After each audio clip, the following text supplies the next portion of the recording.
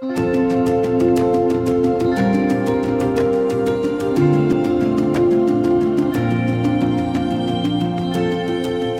los próximos minutos les acompañaremos en los paseos del buen camino.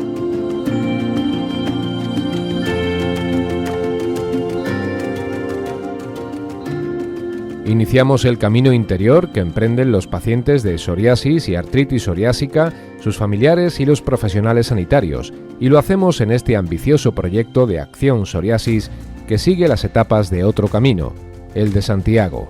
Ha llegado el momento de retomar el camino, esta vez en podcast, a través de la voz, que nos van a permitir compartir información, conocimiento y las experiencias de todos. Y hemos de saber que en España hay 1 millón de pacientes de psoriasis y artritis psoriásica. Y no estamos solos en la convivencia con esta enfermedad crónica que también nos afecta emocionalmente. La información es una de las claves para mejorar, para andar este camino, este buen camino. Porque nuestra mejora también depende de nosotros.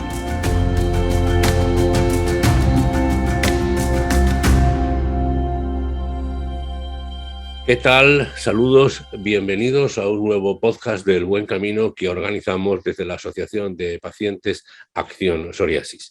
Soy Antonio Manfredi, soy periodista, paciente de artritis psoriásica y hoy vamos a hablar con una persona que nos va a ayudar mucho a entender el momento, el mundo en que vivimos. Es importante que tengamos una visión global del momento. Los pacientes necesitamos saber cómo está la situación para nosotros mismos. En este sentido, nos acompaña el doctor don Ángel Gil de Miguel. El doctor de Miguel es catedrático de Medicina Preventiva, Salud Pública de la Universidad Rey Juan Carlos de Madrid. Doctor, bienvenido. Muy buenos días y muchas gracias. Gracias, doctor, por haber hecho este hueco en su agenda para atender a esta asociación de pacientes con el proyecto Buen Camino, ese proyecto que iniciamos hace ya tiempo, gracias a la colaboración de Janssen.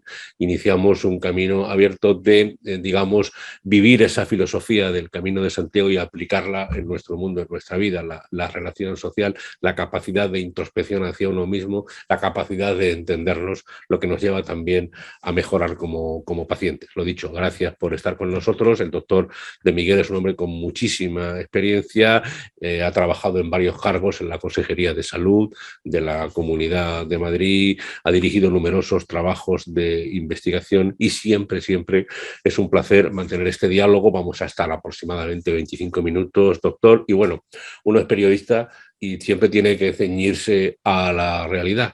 Así que le quiero preguntar por la situación que se está terminando en estos momentos, el año 2021. Las perspectivas no son buenas, los datos que cada día vemos en cuanto al número de contagios, etcétera, sigue aumentando con la variante Omicron. ¿Cuál es su perspectiva en este momento, doctor? La verdad es que no es buena, ¿no? Hace poco hablábamos de esta situación, de lo que podía suponer esta nueva variante. Y bueno, yo creo que lamentablemente nos vamos a acercar a esos 2 años de pandemia sin ver un fin a esta situación, ¿no?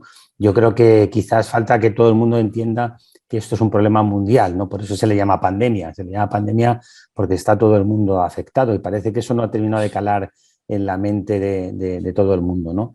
En esa visión, pues es verdad que España ha trabajado muchísimo en todo lo que ha sido la estrategia de vacunación, ha alcanzado coberturas tremendamente buenas. Hoy se empieza la vacunación infantil. Yo creo que ahí damos pasos muy firmes y muy positivos y tenemos grandes logros, pero bueno, como decía la OMS en su acelerador de actividad y demás, como ellos lo llaman, el problema de la COVID-19, pues no estaremos a salvo mientras no todos estemos a salvo. Que si todos es todo el mundo, ¿no?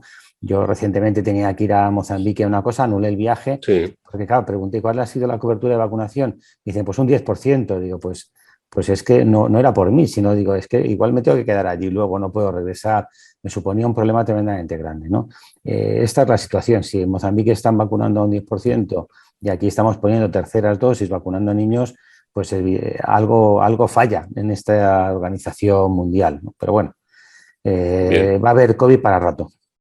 Bien, prevención especialmente en el ámbito en que estamos hablando, doctor. Somos enfermos crónicos todos y, por supuesto, la incidencia de COVID es importante. Tengo que decir, efectivamente, coincidiendo con usted, de la efectividad del sistema sanitario, que, por ejemplo, a los que somos pacientes inmunodeprimidos ya se nos puso la tercera vacuna prácticamente al principio de esta decisión. Así que, efectivamente, tenemos que seguir cuidándonos y estar atentos y siguiendo las directrices de las autoridades de salud, como no puede ser de otra manera.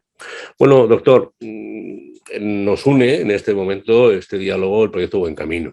Sé que usted lo conoce, esa filosofía, esa visión, porque además coincide con el proyecto afectivo efectivo que se ha llevado adelante en el proyecto Cátedras en Red. ¿Es pertinente en estos momentos en que vivimos esta filosofía de Buen Camino, doctor?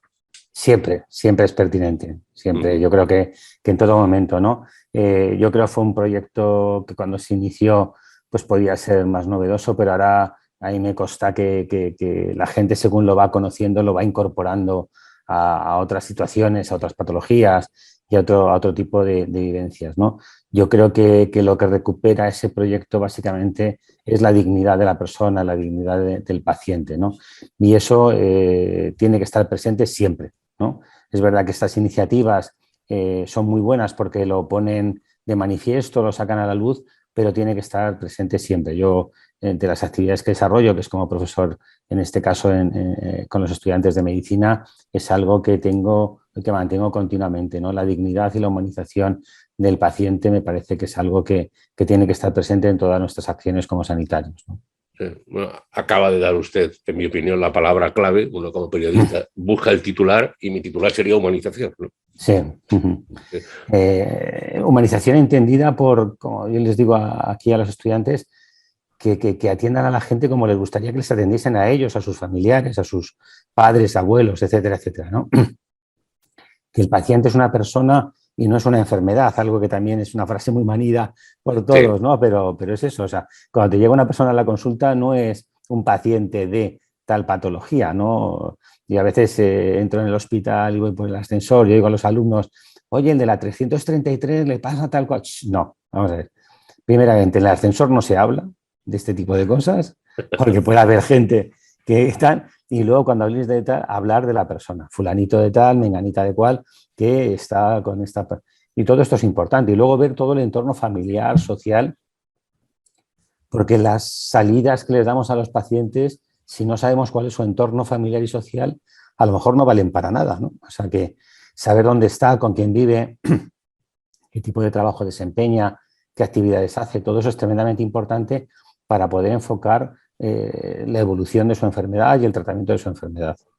Bueno, máxime, doctor, en patologías como la nuestra, la psoriasis, donde está demostrado que, digamos, el estrés o la incapacidad de socialización, por lo que supone de impacto de una patología de la piel, pues puede ser un agravante. Así que nunca mejor dicho que uno se sienta con un sistema sanitario, se sienta cercano y sea tratado con esa palabra clave que es humanización, como usted bien dice. En este sentido, doctor, hay publicaciones muy recientes que abordan esta cuestión, ¿es así? Es así, ¿no? Hay cada vez más trabajos y más actividades y nosotros en este caso es verdad que ya desde Cátedras en Red, que es un grupito de cátedras que están en Málaga, Barcelona, Madrid, Navarra, etcétera, etcétera, pues nos hemos unido un poco con esa intención de decir, hombre, todo lo que hagamos desde el punto de vista de humanización, de afectividad en el tratamiento con el paciente, va a ser tremendamente más, va a hacer que las medidas terapéuticas que aplicamos sean mucho más efectivas en la población, ¿no? Y eso, bueno, pues ya estamos viendo que además, bueno, pues este modelo plantea, y en casos concretos como puede ser el de la psoriasis, el que se hagan consultas interdisciplinares por más de un especialista.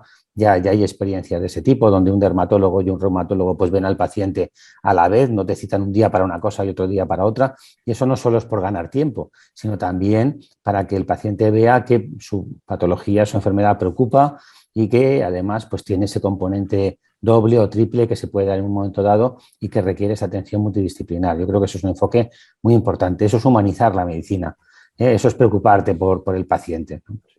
Y precisamente ha llegado a todos los pacientes que lo soliciten, y vamos a dejar el enlace en la literatura de este podcast, una publicación nueva que se llama Entender la psoriasis desde el modelo afectivo-efectivo, que es claramente lo que usted está señalando y que recomendamos vivamente a los pacientes de psoriasis que lo lean, así que lo plantearemos el enlace, se puede bajar gratuitamente sin ningún problema. Sí. Sí, en el manual también hay, dentro del propio manual hay 2 enlaces de 2 guías que reflejaban el modelo afectivo-efectivo en un marco muy general, y luego este modelo se está replicando para diferentes patologías. La primera de ellas ha sido psoriasis, pero bueno, se va a hacer documentos parecidos para otras patologías también, siempre de carácter crónico y donde el paciente requiere de esta ayuda afectiva. Vale. Yo creo que como asociación de pacientes, doctor, hay que agradecer, ¿no?, este movimiento de los profesionales, las cátedras en red que usted ha mencionado, estas publicaciones que están más allá de lo estrictamente científico, de lo estrictamente, digamos, relacionado con aspectos como tratamientos, etcétera, que creo que todas las organizaciones que estamos metidas en esto, laboratorios farmacéuticos también, ustedes, sociedades médicas, grandes hospitales, creo que este proceso de humanización es fundamental para entender el mundo en que vivimos, ¿no? Porque yo, doctor, le quería preguntar claramente por su visión del futuro del Sistema Nacional de Salud. En el fondo, cuando hablamos de humanización, estamos hablando de un cambio importante en este sentido. Yo, como enfermo crónico, yo voy a una gran ciudad sanitaria, como hay muchas en España, con miles de trabajadores y miles de pacientes que a diario van allí a distintos temas, ¿no? Y uno piensa como paciente que a lo mejor hay que pensar en sitios más pequeños, más cercanos y más asequibles. No sé, eso como idea. ¿Usted cómo ve el futuro del sistema sanitario?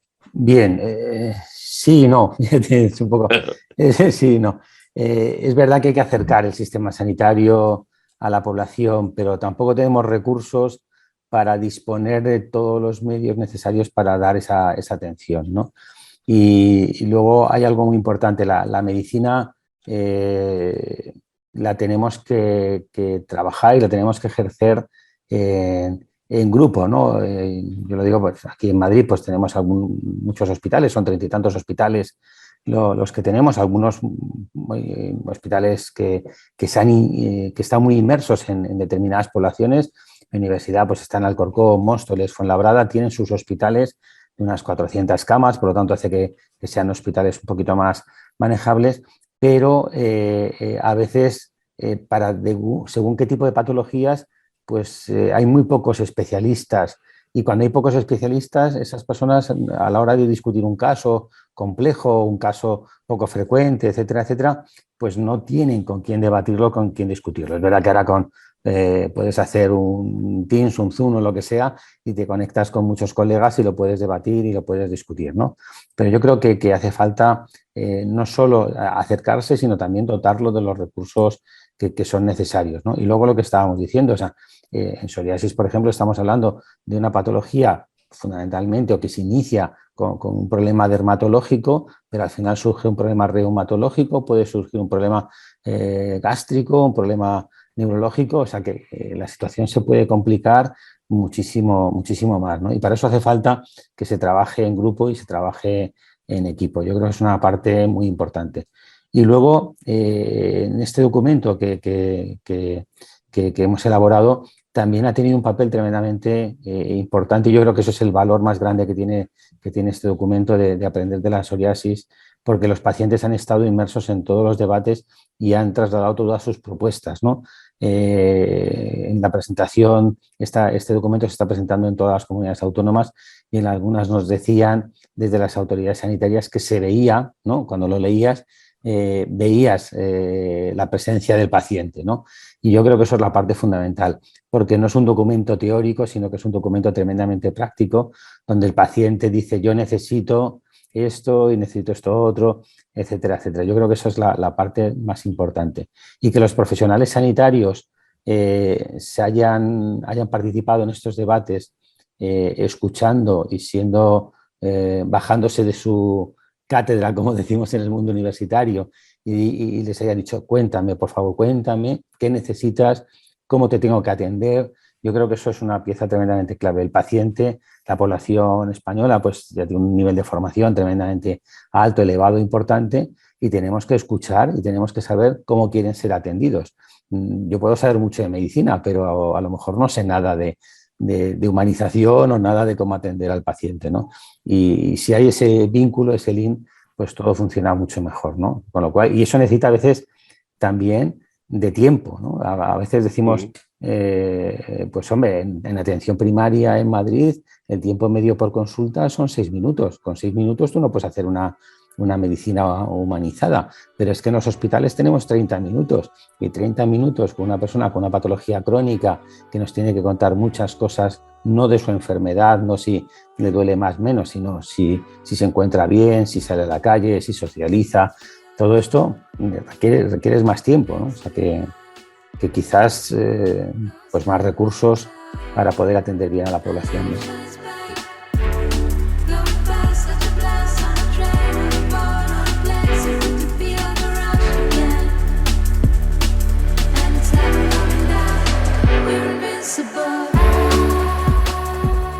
Los Paseos del Buen Camino, un espacio divulgativo para el paciente de psoriasis y artritis psoriásica que permite avanzar un paso más en el camino de vivir con la enfermedad.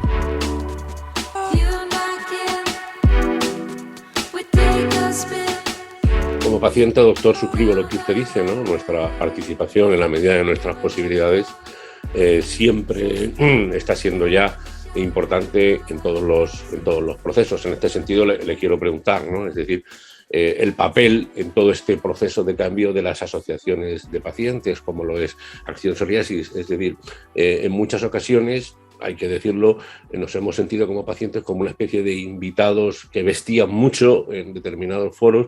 Ahora cada vez más tenemos un planteamiento activo y yo creo que las asociaciones de pacientes, le pregunto su opinión, si deben ser ya verdaderos agentes de salud en todo el proceso. Por supuesto, o sea, eso es... Y yo creo que me consta que las autoridades sanitarias lo van reflejando cada vez más, ¿no? Y se escucha más, ¿no? Entonces yo creo que sí, ¿no? Y bueno, pues en hospitales que tienen a lo mejor algún régimen distinto, el nuestro de aquí de Alcorcón, que es una fundación, pues la población, no solo los pacientes, sino la población está presente y forma parte de ese patronato, ¿no? En la presencia en los comités de ética e investigación clínica, ¿no? También de los pacientes. Es verdad que luego el paciente dice, uy, no me entero de nada y delega mucho a tal, pero bueno, yo creo que también las asociaciones de pacientes cada vez se van formando más, especializando más, ¿no? Y yo creo que cada vez el paciente tiene mucha más información y se está formando muchísimo más. Ahora hablamos del empoderamiento del paciente, pero quizás no sea, yo creo que esa palabra no refleja realmente, a lo mejor realmente lo que el paciente está haciendo, ¿no? Que es informarse, formarse, contar en su asociación con profesionales que dan seminarios o que dan charlas, el que se participe en congresos científicos, ¿no? Uh-huh. Y no con una mesa para los pacientes, sino una mesa en la que están los pacientes, ¿no? Que a veces antes teníamos la costumbre de decir, pues hacemos una sesión última para escuchar a los pacientes. No. Yo creo que ese modelo ha cambiado y ahora es en una mesa de debate de determinados temas y entre los ponentes está un paciente, un representante de la sociedad tal y va a hablar, ¿no? Yo creo que ese cambio es muy notable, ¿no? Y yo coincido con usted, doctor, que eso también es un reto para las asociaciones. Sí. A veces estamos muy atomizados, hace falta formación, colaboración, y bueno, evidentemente la sociedad lo exige y en eso estamos. Evidentemente es un reto. Doctor, se me han quedado un par de preguntas con respecto al tema del sistema sanitario, es verdad. Del Servicio Nacional de Salud, que no quisiera dejar atrás. Una es la atención primaria, porque en muchas ocasiones es la puerta de entrada, lógicamente. Yo en ocasiones, cuando he intervenido ante especialistas de dermatología y de reumatología, les he echado un pequeño discurso de decirles que no todo empieza cuando el paciente se sienta delante de su consulta, sino que para que el paciente llegue allí tienen que haberse producido muchos procesos y a veces la mochila viene muy cargada, ¿no? Y ahí es donde pongo la atención primaria, ¿no? Que evidentemente hay muchas protestas en este momento, se está en crisis, además el esfuerzo por los temas COVID, lógicamente, ha necesitado el mayor esfuerzo de todos los profesionales. ¿Cree usted en esta necesidad de que atención primaria se fortalezca también para que todo el sistema sanitario funcione? Por supuesto que sí, ¿no? Yo creo que fue una apuesta que se hizo a principios de los años 80 por un cambio en el modelo de atención primaria, que se convirtieron en aquellos ambulatorios que había, donde el médico de cupo pues pasaba 2 horas a un médico de familia que está presente en el centro de salud, que está todas sus horas de trabajo, que hace la visita a domicilio, que hace la consulta programada y que tiene al paciente con su historia clínica abierta y tiene toda la información ahí, ¿no? Yo creo que eso es un cambio notable que celebramos todos en los años 80 y que merece la pena que eso no desaparezca, ¿no? ¿Qué ha pasado en todo este tiempo? Pues es verdad que se ha ido descapitalizando esa parte y al final nos encontramos, pues nos llega una situación como la actual de una pandemia donde la atención primaria no ha sido capaz de responder porque le faltaban muchos recursos para ello, ¿no? Pongo algún ejemplo de algún centro de salud donde casi un 40% de la plantilla estaban enfermos de COVID, ¿no? Y de pronto le decían, te vamos a poner 1 o 2 personas de refuerzo. Y le decían, no, esto no es refuerzo, me estás cubriendo 2 de las bajas y tengo 5 bajas. O sea, ni siquiera me estás cubriendo todas las bajas, ¿no? Entonces yo creo que hay que hacer una apuesta firme por eso, ¿no? Y que desaparezca la atención primaria tal y como la hemos tenido estos 30 o 40, casi 40 años últimos, puede ser algo tremendamente perjudicial para nuestro sistema de salud y para la salud de los ciudadanos, ¿no? Como tú bien decías, es la puerta de entrada, pero es que en la atención primaria podemos dar la solución, esto está escrito, no me lo invento yo, al 85% de los problemas de salud que tiene la población. Nos quejamos continuamente de la cantidad de gente que va a urgencias de los hospitales. Es que eso se puede resolver en la atención primaria, pero la atención primaria hay que dotarla de los medios y los recursos necesarios para ello. O sea, nuestros médicos de familia tienen 4 años de especialización y están muy bien formados y son capaces de hacer eso, pero les tenemos que ofrecer una estabilidad en esos puestos de trabajo, no contratos temporales muy temporales, muy precarios y muy temporales, ¿no? Y bueno, pues yo creo que eso es fundamental. Y una buena atención primaria, insisto, puede dar una gran solución a muchos de los problemas de salud. Y lo que he dicho antes, un médico de familia tiene una media de 5 o 6 minutos por paciente, o sea, necesita más tiempo para atender a esa población. Y la población que atendían en su día hace 30 y tantos años, pues ha cambiado. Tenemos más cronicidad, pero los pacientes tienen más formación, los pacientes han leído, se han documentado y cuando van a su médico no le dicen simplemente amén a todo lo que les ha dicho el médico, sino que tienen preguntas, tienen inquietudes y eso hay que incorporarlo al día a día de la consulta, eso hay que incorporarlo a la historia clínica y para eso necesita como mínimo el doble del tiempo, ¿no? No sé. Perfecto. Sí, estamos de acuerdo, doctor, porque además un buen médico de familia es el mejor regalo que puede tener un paciente crónico, etcétera, porque además no solo conoce tu patología completa, sino te conoce globalmente, tienen todo un recorrido. También quería preguntarle por otros profesionales sanitarios, desde el farmacéutico que le conoces de toda la vida y te pregunta por tu madre cuando llegas, al personal de enfermería, ¿no? El personal de enfermería, farmacéutico hospitalario también, que tiene mucha relación con los pacientes que tenemos determinados tratamientos. En muchas ocasiones estos profesionales están implicados en otros procesos y sería importante que también estuvieran cerca de los pacientes, ¿no? Sí, por supuesto que sí. En el caso de enfermería es verdad que se ha focalizado mucho en la estrategia de cronicidad, pero hemos entendido mal la estrategia de cronicidad pensando que la estrategia de cronicidad son las cardiovasculares, el cáncer, etcétera, etcétera, ¿no? Y no hemos tenido en cuenta otro tipo de patologías, ¿no? Entonces es verdad que enfermería trabaja muy activamente y tiene sus programas para la obesidad, para el diabético, para el hipertenso, etcétera, etcétera, pero y ellos están deseando, ellos estarían encantados en poder atender a otro tipo de patología crónica y estar más cerca de otro tipo de pacientes. O sea, me consta que por falta de interés, desde luego no es, ¿no? Pero quizás lo otro demanda muchísimo. Y ahora con el COVID, pues es verdad que a enfermería se le ha descargado todo el trabajo de test diagnósticos y de vacunación y ahora es que no pueden hacer nada.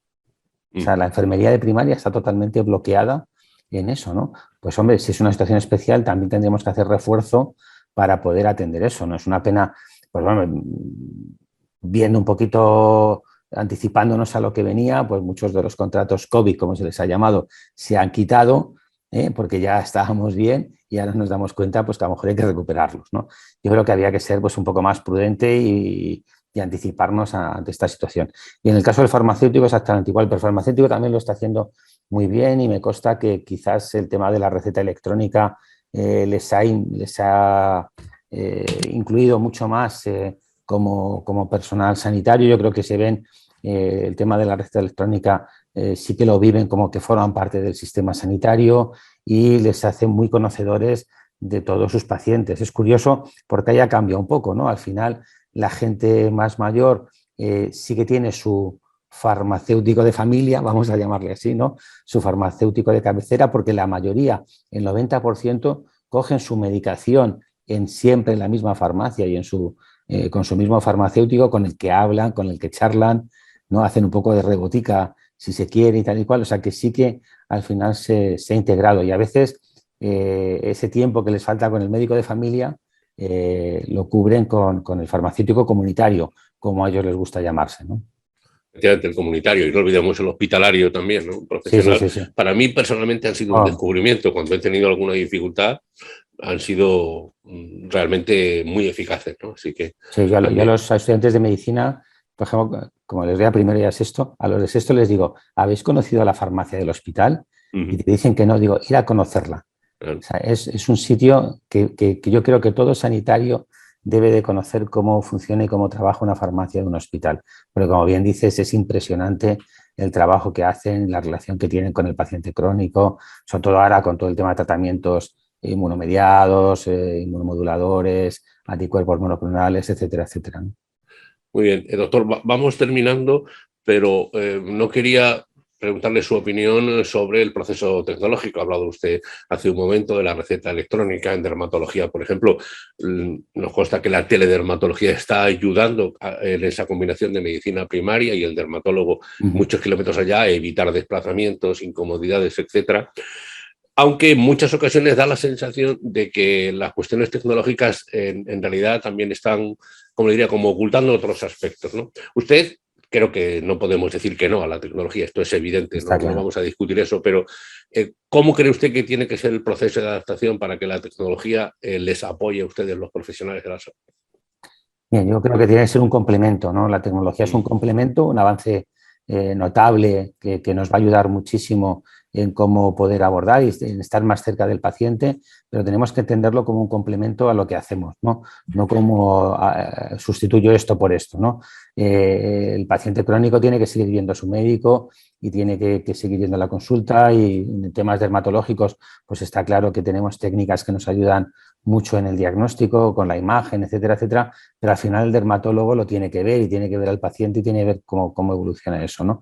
Y por lo tanto yo creo que es algo que tiene que ser complementario, ¿no? Que tiene que ser un complemento muy importante para la asistencia sanitaria, pero nunca una sustitución, ¿no?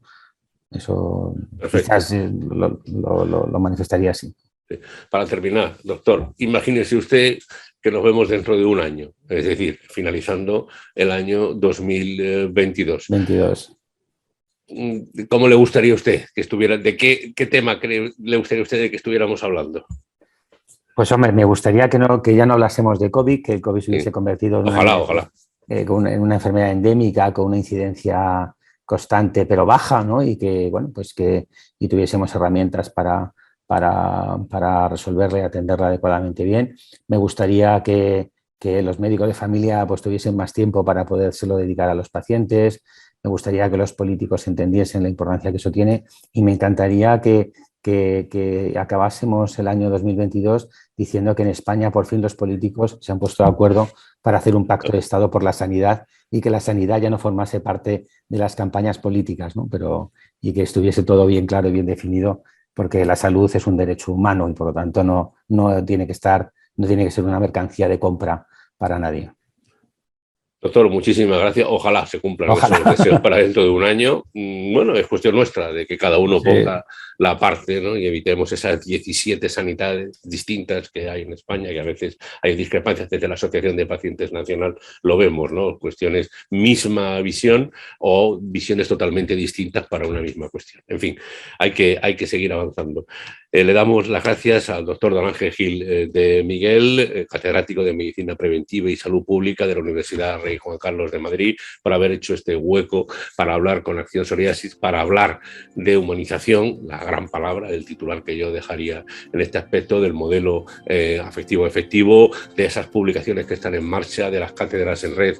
Un agradecimiento desde los pacientes a los profesionales de la salud y especialmente a los especialistas que están entendiendo este proceso de acercamiento y humanización del que todos nos beneficiamos.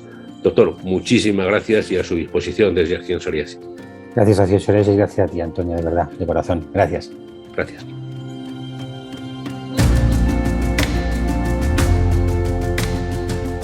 Los Paseos del Buen Camino, un espacio divulgativo para el paciente de psoriasis y artritis psoriásica que permite avanzar un paso más en el camino de vivir con la enfermedad.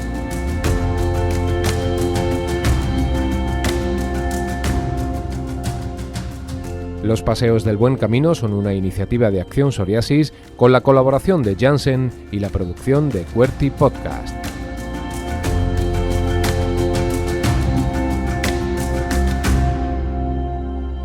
Puedes suscribirte en iVoox, Google Podcast, Apple Podcast y Spotify, y también en la web accionpsoriasis.org.